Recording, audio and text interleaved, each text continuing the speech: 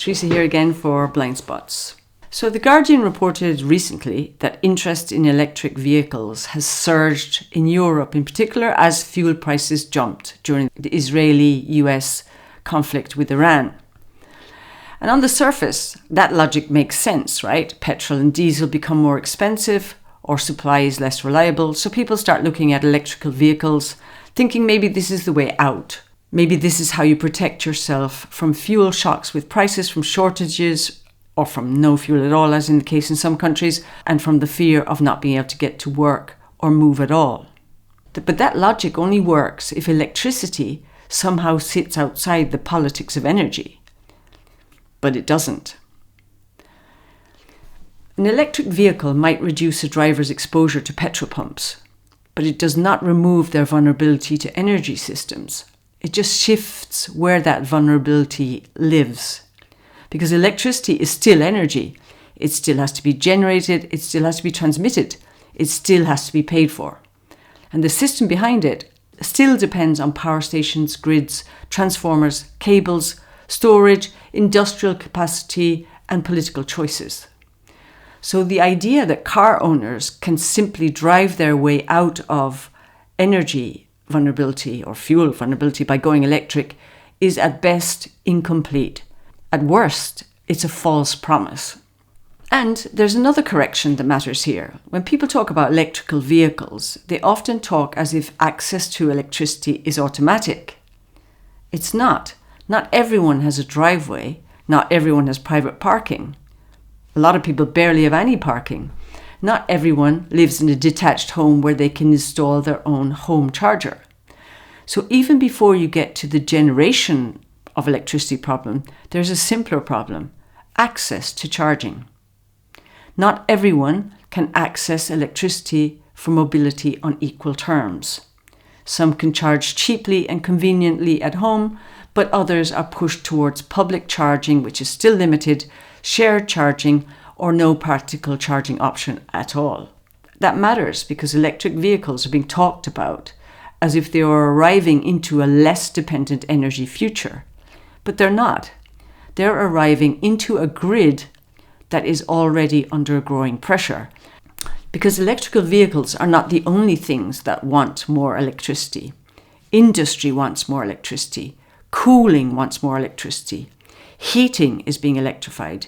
Data centers, in particular, want more energy. Cloud infrastructure wants more energy. AI wants more electricity. And this is where the story gets more serious.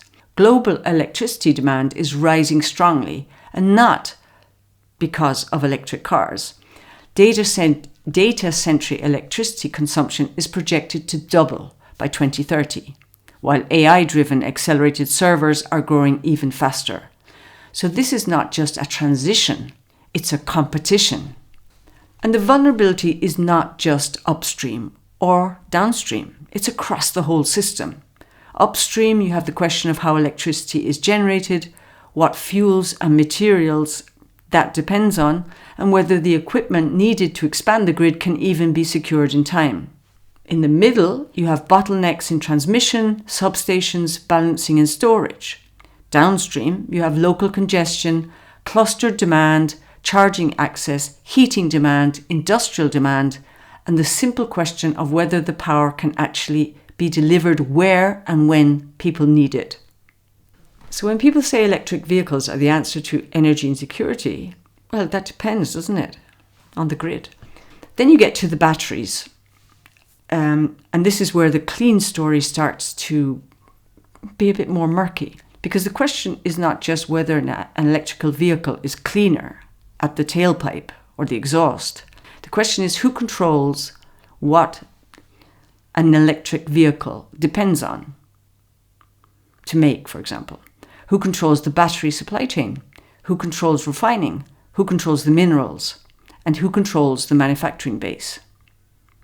And that certainly is not Europe. So again, this is not freedom from geopolitics. It's simply geopolitics relocated upstream. It doesn't mean either that electric vehicles are pointless. It doesn't mean that decarbonization efforts with electrical vehicles is fake. And it doesn't mean Nothing changes when a driver no longer depends on petrol or diesel in the same way as previously, or even now. But it does mean that the sales pitch is far too simple.